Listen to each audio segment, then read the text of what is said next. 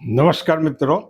મિત્રો આજે 10 જુલાઈ, પરંતુ આપણે 11 જુલાઈ 2016થી વાત શરૂ કરવી છે.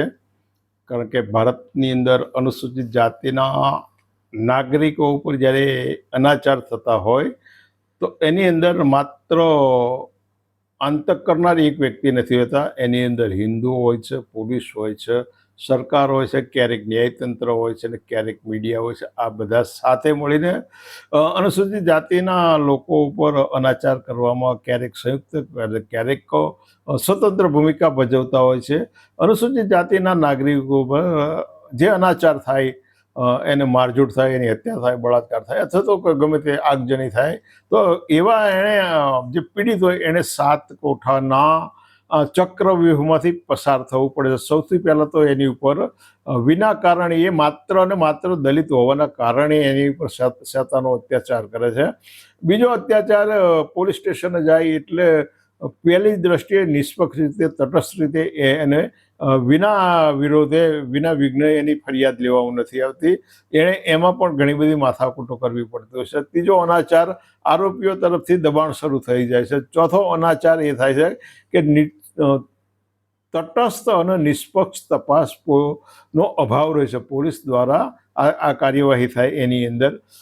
પાંચમો અનાચાર, મીડિયાનું મીઠું મૌન અથવા તો પક્ષપાતી વલણ હોય, પક્ષપાતી એમના અહેવાલો હોય.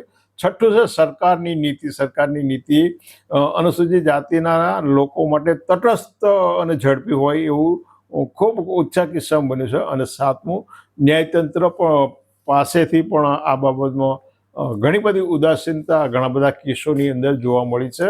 એટલે આપણે આજે વાત કરવી છે અમરેલી જિલ્લાના ઉના તાલુકાના સમઢિયાળા ગામે 11/7/2016 દિવસે ગૌ શેતાનોના આતંકની, ગૌ શેતાનો આ શબ્દ હું બહુ સમજી વિચારીને કરું છું. સમઢિયાળાના નામનો આ ગામની અંદર બાલુભાઈ સરવૈયા અને એનું પરિવાર રહે છે. મજૂરી કરતા સાથે સાથે ઢોરની ઉકેલવાની કામગીરી સાથે સંભળાયા હતા. આ સમઢિયાળા ગામની અંદર એ બાજુનો બેડિયા નામનું ગામ છે ને બેડિયા ગામના આહિર સમાજના નાજા દાનાની ગાય મરી જાય છે. અને એ આહિર એના જ ગામના એક અનુસૂચિત જાતિના દેવસી કાળુ બાબરિયાના સમાચાર આપે છે કે ભાઈ તું આ સમઢિયાળા સમાચાર પહોંચે. બાલુભાઈ સરવૈયાના સમાચાર પણ મળે છે. એટલે બાલુભાઈ સરવૈયા પોતાના ભત્રીજા અને પોતાના દીકરીઓને કહે છે ભાઈ તમે આ ગાય મરી ગઈ છે ને એને લઈ આવો અને એનું નિકાલ કરો. એટલે દરમિયાન દલડી ગામમાં પણ એક ગાય મરી ગયાના સમાચાર આવે છે. કરશન જીવાના નામની વ્યક્તિનો ફોન આવે છે.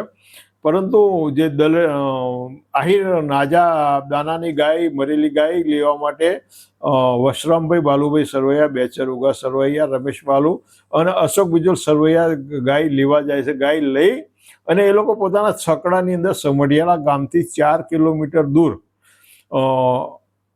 રોડથી અંદરની સાઈડમાં, 300 મીટર અંદરની સાઈડમાં ત્યાં કાંતિ નરસિંહ કોરાટેની એક બંધ ક્વોરી હતી. રોડથી 300 મીટર અંદરની સાઈડમાં કાંતિ નરસિંહ કોરાટની એક બંધ ક્વોરી હતી અને એની બાજુની એ અવાવરી જગ્યાની અંદર આ ગાય લઈ જાય છે. એ ગાય લઈ જવા માટે રસ્તો અતિશય સાંકડો એટલા માટે હતો કે ત્યાં 200 કરતાં વધારે બાવળોનું ઝુંડ હતું. સ્થિતિ એવી હતી કે રોડથી 300 મીટર લગભગ એટલું અને 200 જેટલા બાવળોના ઝુંડની વચ્ચે જવાનો બહુ સહેલો રસ્તો નહોતો. તો ગૌ શેતાનોને કઈ રીતે ખબર પડી? કે ભાઈ આ જગ્યા ઉપર મરેલી ગાય અને ઉકેલી રહ્યા છે અને એ ચમાર લોકો આ કામ કરી રહ્યા, એને કઈ રીતે ખબર કરી? પરંતુ શરૂઆતમાં 2 ગૌ શેતાનો આવી અને રેકી કરી ગયા. અને બાદમાં હવે જો આખી ઘટના કઈ રીતે બને છે, બાદમાં ઉના શહેર, સામતેર ગામ, નાદરખા ગામ, મોઢા, બેડિયા, ઉમેજ, સનખડા, ભાચા, કાણકરબડા, પાણખાણ અને સમીર 11 ગામના શેતાનો, 11 ગામના શેતાનો એક સાથે સવારમાં ગાય મરી છે. એ ગાયને પેલા લોકો લઈ આવે છે, લઈ અને ગામથી 4 કિલોમીટર નજીક આવે છે. એટલે 1 કલાકની અંદર ઘટના એની કરતાં ઓછા સમય બન્યું એ દરમિયાન 11 ગામના ગૌશાતાનો ભેગા થઈ જાય છે અને સીધા અહીં આ એક એમનું પૂર્વ આયોજિત કાવતરું હતું, કારણ કે 11 ગામના લોકોને કઈ રીતે ભેગા કરી દીધા અને એ લોકો જ્યારે 11 માનો કે આકસ્મિક સમાચાર આપવામાં આવે તો ઘણા બધા સવાલો થાય, ભાઈ કેમ અમને બોલાવ્યા, કેમ, શા માટે, શું આની પાછળના કોઈ સંજોગો ખરાબ ઊભા થશે, વિપરીત જવાબદારીઓ ઊભી થશે તો કોણ, આવું બધું થાય. પરંતુ જ્યારે અગાઉથી પ્લાનિંગ હોય ત્યારે કોઈ પણ સવાલો ના થાય, માત્ર ભેગા થવાનું હોય અને રોડથી 300 મીટર અંદર 252ના ઝુંડની અંદર એમને કઈ રીતે ખબર પડી અને આ કામ ગૌ શેતાનોનું કોણે સોંપ્યું, આ કામ ગાય મરી હતી કે નહોતી મરી એ કામ કોણે સોંપ્યું. પછી સ્થાનિક ગુંડાઓને પોલીસના સહયોગ વગર આટલું બધું મોટું કાવતરું કઈ રીતે પાડી શકે. બીજું, પરંતુ આમાં કેટલાક કાતિલ સંગઠનો બિન અનુસૂચિત જાતિ એટલે ઓબીસી સમાજના લોકોને, સમગ્ર ભારતની ઓબીસી સમાજના લોકોને આવા હત્યાકાંડો બધા એક મેસેજ આપવા માંગતા હોય છે કે શિડ્યુલ કાસ્ટના એટલે દલિતો સાથે અમે કેવો અનાચાર કરીએ છીએ, અમે એમને કેવો સીધા કરી રહ્યા છીએ. એટલે પેલા લોકો નકારાત્મક રીતે જેમના મગજમાં ગોબર ભરેલો છે અને આ નરો ગાય ભેંસનું જ ગોબર નથી, ભૂંડ અને કૂતરાનું ગોબર પણ આપણા મગજમાં ભરેલું છે. એટલે એ લોકો વિચારે નહીં, માત્ર એમના મગજમાં તો પેલા જે પૂરા પર્વથી જે શબ્દો ચાલ્યા આવતા એ શબ્દો સાથે, દલિત શબ્દો તો વાપરતા, પેલા શબ્દો સાથે કે એમને કેવા સીધા કરી નાખે, કેવા હમણાં આપણે ટીપીએ છીએ અને એમ કરી અને એક નકારાત્મક પ્રચાર થાય છે. એટલે આ એક મત મેળવવા માટેનું બહુ વ્યવસ્થિત પ્લાનિંગ હોય અને એ પ્લાનિંગના ભાગરૂપે આવું થતું હોય તો જ આવું બની શકે. આવું બન્યા પછી આ લોકો બહુ આયોજનબદ્ધ રીતે ચાલી રહ્યા હતા. એટલે સૌથી પહેલા તો સમઢિયાના જે સરપંચ હતો એની પણ આમાં કંઈક ભૂમિકા હતી, કારણ કે સમઢિયાની આજુબાજુની સરકારી જમીન ઉપર એ ગામના દેવી પૂજક, એ ગામના કોળી અને એ ગામના પટેલોએ કેટલીક જમીન ઉપર દબાણ કર્યું હતું અને થોડી જમીન ઉપર અથવા કેટલીક જમીન ઉપર બાલુભાઈ સરવૈયા જે અનુસૂચિત જાતિના એમણે પણ દબાણ કર્યું હતું. પરંતુ બીજા કોઈને નોટિસ ના આપવામાં આવી. પણ 17/6 એટલે આ બનાવ બન્યો એના 1 મહિના પહેલાં જ, 1 મહિના કરતાં ઓછા સમય પહેલાં 17/6/2016ના રોજ બાલુભાઈ સરવૈયાને નોટિસ આપવામાં આવી. બાલુભાઈ સરવૈયાને નોટિસ આપી અને આ જમીન ખાલી કરવા માટે કહેવામાં આવ્યું. શું કહેવામાં આવ્યું? કે આ જમીન તમારે ખાલી કરવાની છે અને એ જમીન ખાલી કરવા માટે એમને નોટિસ આપવામાં આવી. આ નોટિસ છે, તમે જોઈ શકશો. નોટિસ આપવામાં પણ બાલુભાઈએ આનું ધ્યાનમાં ના લીધું. એટલે બાલુભાઈને મૌખિક એવી સૂચના મળી હતી કે કોઈક દિવસ તારી મરેલી ગાય જીવતી થશે, તને ભારે પડી જશે.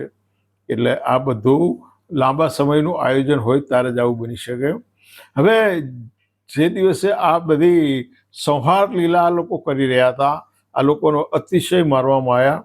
બાલુભાઈ જાય છે, પણ બાલુભાઈ જાય એ પહેલાં શું બને છે કે આ સંહાર લીલા એક દેવી પૂજક ભરતભાઈ બડીભાઈ દેવી પૂજકે એને નજર જોયું અને એણે આ જગાભાઈ નાનજીભાઈ નામના દેવી પૂજકને ફોન કરીને કહ્યું કે ભાઈ તું બાલુભાઈ સરવૈયાને જાણ કર, એના છોકરા, એના ભત્રીજા ઉપર આવો અત્યાચાર થયો છે. એટલે બાલુભાઈ સરવૈયા પોતાના ગામ ઘેર આવી અને સીધા બીજા માણસોને વાત કરી અને જે મૂળ ગાય માલિકો હતા એમને સ્થળ ઉપર બોલાવવા માટે મોકલે છે. બાલુભાઈ સરવૈયા સ્થળ ઉપર આવે છે. એટલે સૌ પહેલાં આ લોકો બાલુભાઈ સરવૈયા એની ઉપર તૂટી પડે. એમને સખતમાં 50 વર્ષની ઉંમરના આ માણસને કેટલો માર પડ્યો છે એ છેલ્લે એમ કહે છે, બસ હવે બધા એક મારો, વધારે ના મારશો. તમે વિચાર કરો આ માણસને કેટલો માર પડ્યો હશે. એટલે એમ કહે છે બસ કે તમે છે ને બહુ હવે વધારે ના મારશો, એક જણ એક વખત મારી લો. અને તમે જુઓ એમના જે આંતકના જે આ દ્રશ્યો છે, આમના આંતકના આ દ્રશ્યો તમે એની અંદર જુઓ કેવા જનૂનથી કોઈ રીતે એની અંદર તમે જોઈ શકો છો. એક યુવાન નીચે પડ્યો છે અને એની ઉપર મારવામાં આવી રહેલો છે. તમે જુઓ આમાં જો આ ફોટાની અંદર પોલીસના દંડા દેખાય છે આમાં ફોટામાં. અને આમાં જે વચ્ચેનો ફોટો છે એ યુવાન 20 વર્ષનો યુવાન છે અને આને સખત આ રીતે મારવામાં આવ્યો. આટલા બધા આંતક ફેલાયા પછી આ લોકોને ગાડીમાં નાખી, ઝાયલો ગાડીમાં નાખી, આમની પાસે આવી મોંઘી ગાડી ક્યાંથી આવી, ઝાયલો ગાડીમાં નાખી અને સમઢિયાળાથી બહાર નીકળતા સંસ્કાર વિદ્યાલય પાસે ઉના પોલીસનો અને આ ગૌશેતાનોનો ભેટો થાય છે. જો પોલીસ ભળેલી ના હોત તો આ લોકોનો કબજો એ લઈ લે કે ભાઈ તમને આ અધિકાર કોણે આપ્યો, આ તો આરોપી હોય કે ગમે તે હોય એ અમારા ક્ષેત્રમાં અમારે જે એ કરવાનું છે. પરંતુ એવો કબજો લેવામાં નથી આવતો અથવા તો પેલા ગૌશેતાનોને અટકાવવામાં નથી આવતા, પરંતુ આ બધાની મુખ સંમતિ હતી. એટલે આગળ જતા આમને રામેશ્વર ગામના પાટીએ ઉતારવામાં આવે, ત્યાં ફરી વખત મારવામાં આવે, રામેશ્વર ગામના પાટીએ ઉતારીને ત્યાં મારવામાં આવે. એ પછી આ લોકો આગળ વધે છે. આગળ વધી અને ઉના શહેર છે, ઘણું ધમધમતું અને મોટું શહેર છે, ઉના શહેરમાં લઈ જવામાં આવે છે. પરંતુ એ ઉના શહેરમાં અમને અહીંથી સમઢિયાળાથી લઈ જવામાં આવે. એ પહેલા સ્થળ ઉપર આ મરેલી ગાયના જે માલિક હતા નાજાભાઈ દાનાભાઈ આહિર અને બીજા એક ખીમાભાઈ કરશનભાઈ આહિર, આ જે ઘટના જ્યાં બની ત્યાં આવી જાય છે. આ લોકોને ઝાયલો ગાડીમાં નાખીને લઈ જાય એ પહેલા સ્થળ ઉપર આવી જાય. એ લોકો પોતાની ઓળખ આપે કે અમે આહિર છીએ અને આ મારી મરેલી ગાય છે અને આ લોકોએ મારી ગાય નથી મારી નાખી, તો એમને ધુતકારી નાખવામાં આવે. શું કરવાનું? એમને ધુતકારી નાખવામાં આવે છે. અને બીજી વાત, સૌથી મોટો પુરાવો આજ સુધી આપણે વાત કરીએ છીએ ત્યાં સુધી અમરેલી જિલ્લામાંથી કોઈ એવો માલિક પેદા ના થયો કે એણે પોલીસ ફરિયાદ કરી હોય અથવા તો એવો દાવો કર્યો હોય કે મારી ગાય ચોરાઈ હતી અને મારી ગાયને મારી નાખવામાં આવી છે અને એ આ કૃત્ય બાલુભાઈ સરવૈયા અને એના પરિવારે કર્યું છે. આજ સુધી કોઈ એવો દાવો નથી કર્યો, કારણ કે કોઈની ગાય ચોરાઈ નથી, કોઈની ગાય મારી નથી નાખવામાં આવી અથવા તો સિંહ મારણ કરવું એવી પણ કોઈ ઘટના નહોતી બની કે જેથી બાલુભાઈ સરવૈયાનો પરિવાર ઉપર આરોપ કરી છે. પરંતુ આખું એક ષડયંત્ર ખૂબ વ્યવસ્થિત રીતે હતું અને એ ષડયંત્રના ભાગરૂપે અનુસૂચિત જાતિના લોકોને દબાઈ તો દેવાના, દબાઈ દેવા સાથે સાથે સમગ્ર ભારતની અનુસૂચિત જાતિની ઉપર એક ભયનું વાતાવરણ પેદા કરવાનું હતું અને અન્ય પછાત વર્ગના લોકોને એક મેસેજ મોકલવાનો હતો કે અનુસૂચિત જાતિના લોકોને અમે કેવા સીધા કરીએ છીએ. એટલે આ લોકો આ ઉના બસ સ્ટેશન લઈને આવે છે અને ત્યાં આગળ એક કોમ્પ્લેક્સ છે. એક કોમ્પ્લેક્સની અંદર 8 એજન્સીઓ આવેલી છે. માધવ એગ્રો એજન્સી છે, રાજ ચશ્માઘર છે, Patel agro agency, SR mobile and xerox, Sanjivani clinic છે, યસ હોમિયોપેથિક છે, બજરંગ ટોબેકો છે, રૈયા એગ્રો અને ઝાલા એગ્રો. આ શા માટે મેં કહ્યું કે આટલી જેની અંદર 4 એગ્રોની એજન્સી છે, 2 ક્લિનિક છે, એક ચશ્માઘર છે, એક મોબાઈલની દુકાન છે અને એક તમાકુની, આટલી ધમધમતી દુકાનો હોય ને ત્યાં વચ્ચે ઊભા રાખીને પછી આમને ફરી મારવામાં આવે છે. પછી આ ગૌશેતાનો આમને પોલીસ સ્ટેશન લઈ જાય છે. પોલીસ સ્ટેશન લઈ જઈ અને મારવામાં આવે છે. સાદા ડ્રેસમાં રહેલા પોલીસવાળાઓ પણ એમને મારે. તો એમની ઉપર ફરિયાદ જ્યાં સુધી નહોતી ત્યાં સુધી કોઈને પણ, અને ગમે તે ફરિયાદ હોય તો એમને કઈ રીતે કયા આધારે મારવાનો અધિકાર મળ્યો છે. આ ગૌશેતાનું આક્રમણ હતું. હવે બીજું આક્રમણ શરૂ થાય છે રાષ્ટ્રીય સ્વયંસેવક અને ભાજપનું. અમને જોકે વચ્ચે બી ઘણી ઘટનાઓ બની છે એને હું પાછળ લઉં છું, કારણ કે આમના આક્રમણની સાથે આક્રમણને આપણે જોડવું છે માટે. એટલે સદભાવના સંમેલન ઉનાની અંદર બોલવામાં આવે છે, કારણ કે ભાજપની જે પછી ભાગ બટાઈ હોય અને આ સંમેલનની અંદર બેનજી માયાવતીનો વિરોધ કરવામાં આવે છે. લોકો એકદમ ઉકળી ઉઠે છે, એનો વિરોધ થાય છે. એટલે એમને ખબર પડે છે ભાજપવાળાને કે અમારું સ્થાન કે છે. પણ શા માટે સદભાવના સંમેલન? શા માટે આ સંમેલન કરવામાંથી જે લોકોને શારીરિક પીડા થઈ હતી, જે લોકોને અન્યાય થયો છે એના આ લોકો ન્યાય આપે. સદભાવના સંમેલન શા માટે?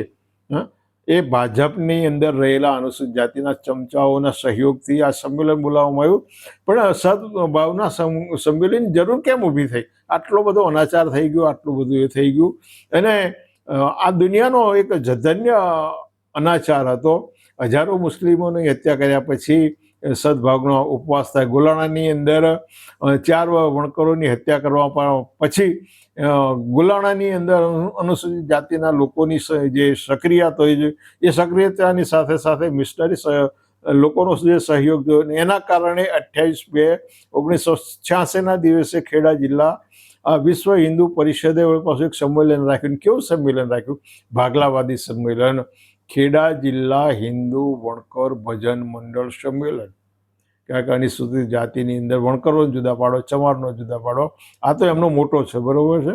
અને પરંતુ એમના રામની કૃપા દ્રષ્ટિએ છે, ગમે તે હોય, મને એ સંમેલનમાં અમે અમારી આખી એક ટીમે ભાગ લીધો. મેં 35 મિનિટનું પ્રવચન આપ્યું અને પ્રવીણ તોગડિયાની હાજરીવાળું એ સંમેલન નિષ્ફળ નીવડ્યું.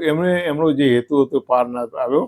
એટલે આમના આતંકના સંદર્ભમાં 18મી જુલાઈ 2017ના રોજ ભારતની રાજ્યસભાની અંદર બેનજી માયાવતીએ આ પ્રશ્ન ઊભો કર્યો અને 4 વખત રાજ્યસભા મુલતવી રહી. કોંગ્રેસના મલ્લિકાર્જુન ખડગેએ એક સંસદીય સમિતિ નિમવાની માંગણી કરી. એક સંસદીય ભાજપ જો અનુસૂચિત જાતિની સાથે હોય, આ પીડિતોની સાથે હોય, એમની સાથે લાગણી હોય, તો શા માટે આવી સમિતિની નિમણૂક ના કરવામાં આવી અને તટસ્થ રીતે ન્યાય થાય અથવા તો તટસ્થ રીતે કાર્યવાહી ચાલે એવા કેમ કોઈ પ્રયાસો કરવામાં ના આવ્યા? મલ્લિકાર્જુન ખડગે અને બીજા તમામ વિપક્ષો આ પ્રશ્ન બાબતે બેન માયાવતીની સાથે બધા જ એક થઈ ગયા અને છતાંય ભાજપ દ્વારા એની મનમાની ચાલી. એટલે આ એમના આક્રમણોનો અંત નહોતો, પણ આ આક્રમણની શરૂઆત સાથે પાછું આ લોકો એટલેથી અટકી જાય તો કેમ ચાલે? આ જે સમયગાળો હતો એમાં 23મી જુલાઈ દરમિયાન વાંકાનેરની અંદર અનુસૂચિત જાતિના લોકોનો કેટલાક કાર્યક્રમો હતા. એ દરમિયાન પોલીસ સાથે ભાજપના જીતુ સોભાણીએ જીભાજોડી કરી અને આ લોકોની ઉપર કંઈક પગલાં લેવા માટેની રજૂઆત કરી.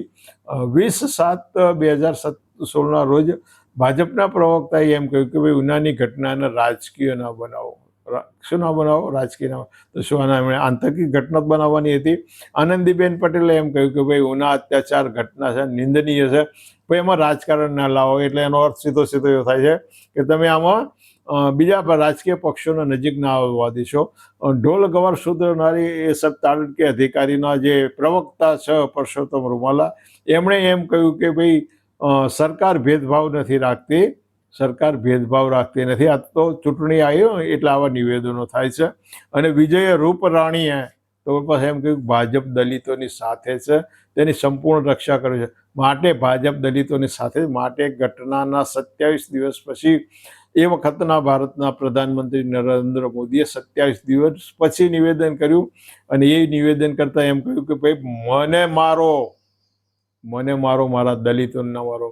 એટલે શક્ય છે કોઈ નરેન્દ્ર મોદીના સામે આંગળી ઊંચી કરી શકે? બોલી શકાતું નથી તો કઈ રીતે આંગળી? એટલે એમને મારવાની તો વાત નહોતી, પરંતુ એમણે ગુજરાતના ભારતની અંદર અનેક અધિકારીઓને ખખડાવતા સીધા ફોન ઉપર લાઈન ઉપર લે છે. તો આમણે રાજ્યના પોલીસ વડાની સીધા લાઈન ઉપર લઈ એમણે એટલી સૂચના આપવાની હતી કે તટસ્થ રીતે ઝડપી અને નિષ્પક્ષ કાર્યવાહી કરો. તો આની અંદર પરિણામ સારું આવ્યું હોત, પરંતુ એમને એવું એ નહોતું કરવું. કિરીટ સોલંકી એમણે એમ કહ્યું કે ભાઈ બિહાર અને ઉત્તર પ્રદેશમાં વધારે અનાચાર થાય છે, એટલે આ અત્યાચાર કિરીટ સોલંકી નહોતું દેખાતો કે એમને પેલું મંત્રીપદ લેવાનું હતું. 3 વખત ચૂંટાયા પછી મંત્રીપદ લેવાનું હતું, એ તો ના મળ્યું. અને બીજું કંઈ ના મળ્યું, બરાબર છે. રાજનાથે વળી પાછું એમ કીધું કે ભાજપના શાસનમાં અત્યાચારો ઘટ્યા છે. ભાજપના શાસનમાં તો SC ST અને OBC વચ્ચેની વેરઝેરની ખાઈઓ વધી ગઈ છે. શું થઈ છે? વેરઝેરની ખાઈ વધી છે. નરેન્દ્ર મોદી એમ કહે કે મને મારો, મારા ભાઈઓને મારશો, પણ થાનગઢના હત્યાકાંડ પછી એક શબ્દ માણસ બોલી શક્યા નથી. અને 27 દિવસે નિવેદન આપ્યું, પણ રાજ્યના પોલીસ વડાને એમણે સૂચના ના આપી. આટલા અત્યાચારથી હજુ આ લોકોનો સંતોષ ના કર્યો, પોલીસ આમાં કેમ બાકી રહી? એટલે પાછું 21/7/2016ના દિવસે ધોળકાની અંદર એક રેલીનું આયોજન હતું. દરેક જગ્યાએ કેટલાક તોફાની તત્વોએ 2-4 યુવાનોએ સેવા સદન ઉપર 4 પથ્થર ફેંક્યા. આ સ્થળ ઉપર હું હાજર હતો. પછી તો પોલીસ સુરાતરમાં આવી ગઈ અને સેવા સદનથી 1.5-2 કિલોમીટર દૂર આવેલા સોનારપુર અને રેનવાડા વિસ્તારની અંદર પોલીસે ઘરમાં ઘૂસીને ઢસડીને માર્યા અને 10-47ની સામે ધરપકડ કરી. 10ને ફ્રેક્ચર થયા અને ધોળકાની પાર્શ્વનાથ હોસ્પિટલમાં દાખલ કરવામાં આવ્યા. કોંગ્રેસના પ્રતિનિધિઓ મુલાકાત લઈ અને 25,000 રૂપિયાનો ચેક આપ્યો. અમદાવાદ, ચાંદખેડા અને સારંગપુરને ત્યાંથી લગભગ 300 માણસોની જુદા જુદા રીતે ધરપકડ કરી. શાપર વેરાપરના પોલીસ સ્ટેશનમાં FIR નંબર 6270થી અનુસૂચિત જાતિના લોકો સામે ફરિયાદ દાખલ કરવાય. અમરેલી પોલીસ સ્ટેશનમાં તો FIR નંબર 4016થી ફરિયાદ દાખલ કરી અને એમાં હેડ કોન્સ્ટેબલ પંકજ રમેશ અમૃતિયાનું જે આકસ્મિક મૃત્યુ હતું એના મુખ્ય આરોપી કાંતિભાઈ વાળાને બનાવી અને આ માણસની જિંદગી આખી ખતમ કરી દેવામાં આવી. રાજ્યના પોલીસ વડાએ તમામ જિલ્લા પોલીસ વડાઓને સૂચના આપી કે ભાઈ સરકારી કર્મચારીઓ આંદોલનકારીઓ જાહેર મિલકતોનું નુકસાન કરે તો એની સામે પગલાં લેવા. થાનગઢ પોલીસ સ્ટેશનના પોલીસ આબુભાઈ ધનાભાઈ ગમારે તો FIR નંબર 3416 દાખલ કરી અને 19 દલિતોની વિરુદ્ધમાં એમણે ફરિયાદ દાખલ કરી, બેની ધરપકડ કરી. પણ બીનાબેન ચાવડા અને બીજા લોકોની આક્રમક ટીમ 100 જ મહિલાઓ જઈ અને આ લોકોના નિર્દોષતા માટે એમને છોડાઈ રહ્યા. રાજકોટના કણકોટ રોડ ઉપર ટાયર સળગાવનારા દલિતોની સામે ધરપકડ દાખલ થઈ. ઉપલેટામાં, પોરબંદર, મોરબીમાં, જામનગર અનેક જગ્યાએ ધરપકડો થઈ. પણ આમાં બ્રાહ્મણો બાકી એમ કેમ ચાલે? બ્રાહ્મણો બાકી એમ ચાલે? એટલે એ વખતની આમ આદમી પાર્ટીની એક મહિલા કાર્યકર હતી અનુસૂચિત જાતિની, સંગીતા ચાંડપા. એમણે બ્રાહ્મણો માટે કંઈક ભડવા શબ્દ કઈ રીતે વાપર્યો, પણ એવો શબ્દ પ્રયોગ કર્યો. એટલે 15/7/2016ના રોજ હળવદ બ્રહ્મ સમાજે રેલી કાઢી અને મામલતદારને આવેદન પાત્ર આપ્યું. સાયલા બ્રહ્મ સમાજે રેલી કાઢી, ઉનાના બ્રહ્મ સમાજે રેલી કાઢી અને 17/8/2016ના દિવસે અમદાવાદની અંદર બ્રહ્મ સમાજે રેલી કાઢી અને આમ આદમી પાર્ટીના કાર્યાલયમાં તોડફાડ કરી. આટલાથી બાકી હતું. એટલે ઉના તાલુકાના નેસડા, નાંદરખા અને વડલી ગામના દલિતોનો સામાજિક બહિષ્કાર કરવામાં આવ્યો. અને આથી હવે પાછું એમને સંતોષ ના થાય એટલે સુરેન્દ્રનગરના વઢવાણના આ દલિતો ઉપર રબારીએ હુમલો કરી અને એમને ગંભીર ઈજા કરી. ઉનાના સામતેર ગામના કથિત ક્ષત્રિયોએ 5 દલિતો સામે છેડતીની ફરિયાદ નોંધાઈ. કેવી નોંધાઈ? પરંતુ ગુજરાતના દલિતોનો ખૂબ ખૂબ અભિનંદન આપવા પડે. એ સમઢિયાળાના જે પીડિતો હતા એમની સાથે ખૂબ સારી રીતે ઉભા રહ્યા. 33 યુવાનોએ આત્મહત્યાના પ્રયાસો કર્યા. કેટલા? 33 યુવાનોએ. એની અંદર ગોંડલ, જામકંડોરણા, થાનગઢ, અમદાવાદ, સામતેર, બાલેસણા, બાટવા, એવા 33 યુવાનો. એની અંદર એક ખંભાળિયાના હેમંત ભીખાનું અપમૃત્યુ થયું અને એક ધોરાજીના યોગેશ હીરા સારીખડાનું અપમૃત્યુ થયું. આ લોકોના સમાજ પ્રત્યેની લાગણી હતી કે અમારા ભાઈઓ પર આવો અનાચાર થાય. એટલે એમણે એ રીતે પોતાનો દુઃખ વ્યક્ત કરવા, લાગણી વ્યક્ત કરવા માટે, પણ એ પીડિતોના સાચા સગા હતા. એટલે એમણે આત્મહત્યાનો પ્રયાસ કર્યા.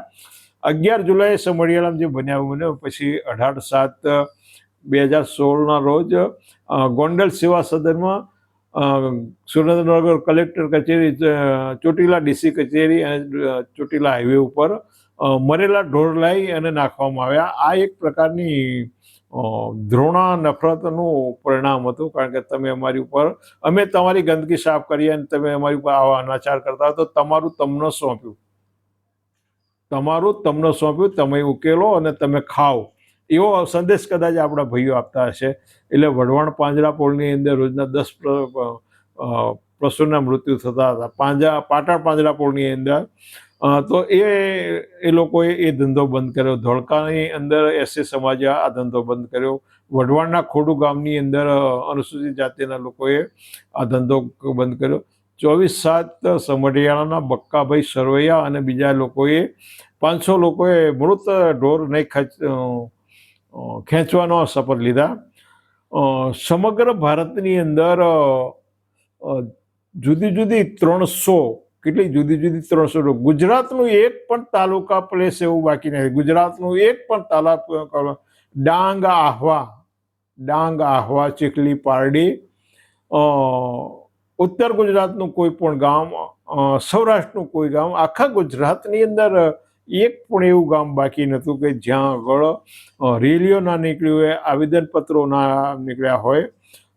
અમદાવાદમાં 19/7 રેલી નીકળી, 20/7 ગુજરાત બંધનું એલાન થયું અને એને સફળ કરવા.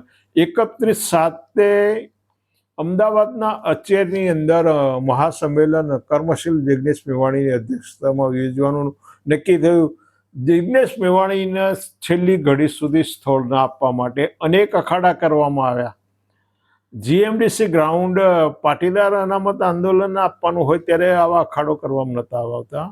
અને અહીંયા જિગ્નેશ મેવાણી એક કર્મશીલ હતા, એ ભાઈ ધારાસભ્ય નહોતા, એ ભાઈ પાસે સત્તાઓ નહોતી, એટલે અનેક અખાડા કરવાની છેલ્લી ઘડીએ એવા ઓકવર્ડ વિસ્તારની અંદર આ સંમેલન છતાંય 10,000 કરતાં વધારે દલિતો ત્યાં ઉમટી પડ્યા. એ દલિતોનો ઉકળાટ હતો, દલિતોની લાગણી હતી. 4/8 બેનજી માયાવતી ગુજરાતમાં આવી અને સમઢિયાળા નાશ જઈ શકે એટલે ઉત્તર પ્રદેશના કોઈક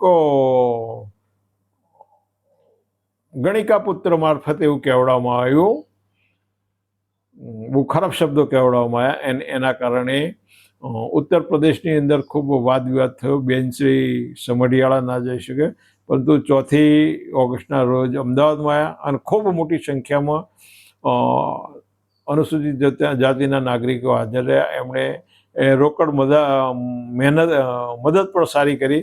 13/8 વેરાપર સાઈમાં બાઇક રેલી નીકળી.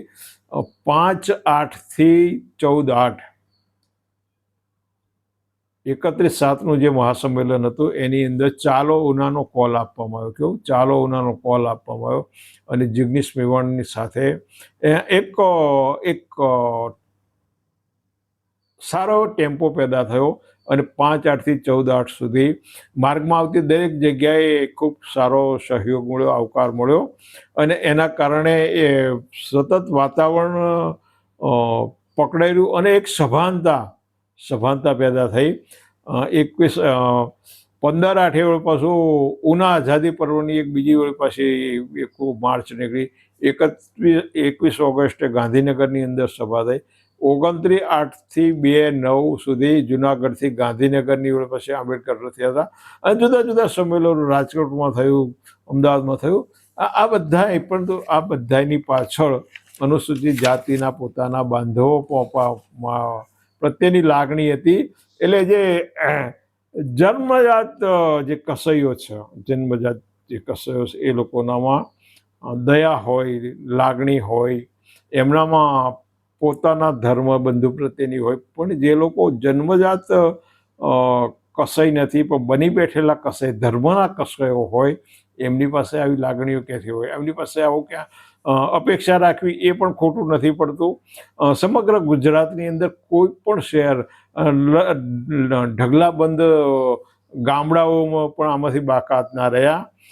પણ પેલો તેલંગાણાનો જે ધારાસભ્ય ટી રાજાસિંહ હતો, એણે એમ કીધું કે ભાઈ આ તો આ લોકો એ દાવના લાયક છે. રમણ વોરાને વળી પાછું એમ કહ્યું કે ભાઈ માણસને માણસ તરીકે જીવવાના એમણે અપીલ કરી. રમણ વોરાએ શું કહ્યું કે માણસને માણસ તરીકે જીવવાનો અધિકાર છે.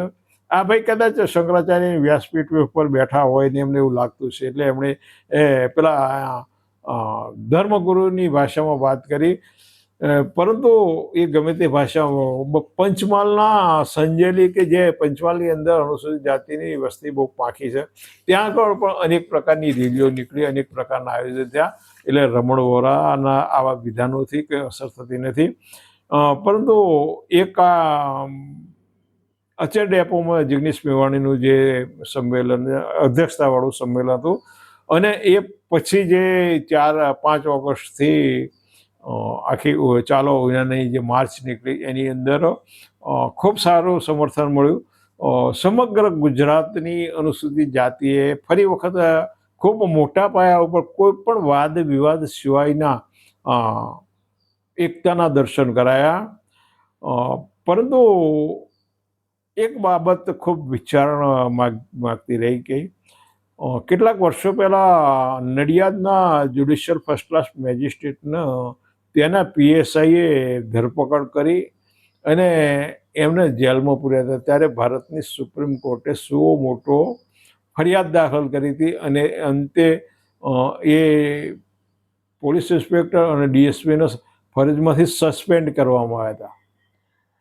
આવી અનેક સુઓ મોટો ફરિયાદો ભારતની સુપ્રીમ કોર્ટ અને જુદી જુદી હાઈકોર્ટે લીધેલી છે.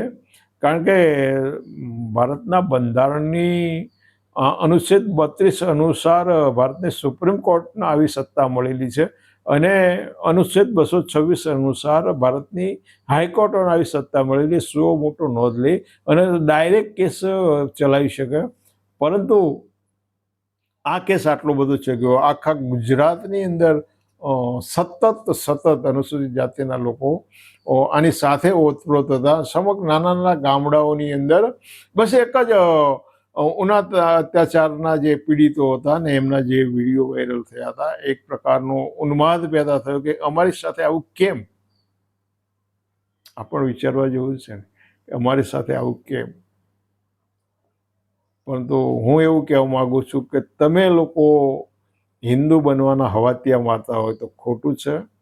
કારણ કે તમારી હિન્દુ તરીકે ગણતરી નથી થઈ, તમને હિન્દુ તરીકે સ્વીકાર્યા નથી, તમને હિન્દુ તરીકે આત્મસાત નથી કર્યા અને માટે આટલા પ્રકારના અનાચારો થાય છે. હવે તેમાં થોડીક વધારે સ્પષ્ટતા કરું કે અનુસૂચિત ગુજરાતના અને ભારતના અનુસૂચિત જાતિના નાગરિકો ઉપર પ્રત્યક્ષ રીતે જે અત્યાચારો થાય છે એ લગભગ 40-42 પ્રકારના છે અને અપ્રત્યક્ષ અત્યાચારો પણ 48 પ્રકારના છે. એટલે આટલા બધા આંતક હોય, આટલી બધી એ હોય અને છતાંય ઉના અત્યાચારના જે પીડિતો છે બાલુભાઈ સરવૈયા, વશરામ સરવૈયા, આ પરિવારને ખૂબ ખૂબ અભિનંદન. શા માટે?